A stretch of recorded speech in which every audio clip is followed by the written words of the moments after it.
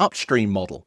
Now, this is particularly important for manufacturers of hardware devices, but actually it could be true for resellers, distribution, even software manufacturers. So the upstream model is, how do they build it? How much does it cost them to build the product? What's the product made of? So let's use this as an example. I have a hardware product and it has a particular processor or chipset or sensor or something within it. And there's only one vendor globally who makes such a thing. And both my company and my competitor both use the same chip.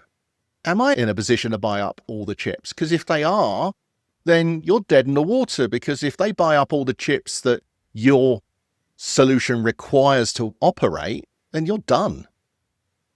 That's a major problem for you, but could you do it to them? So one of the things you need to understand is not only what products are out there and what do they cost to build, so you can work out your pricing strategy and your discounting strategy, but you also want to know what's out there so that you can make some decisions as to whether you need to hedge your solutions, or you can cripple your competitor by simply buying up all of a particular piece of the puzzle that they need to make the rest of their product work.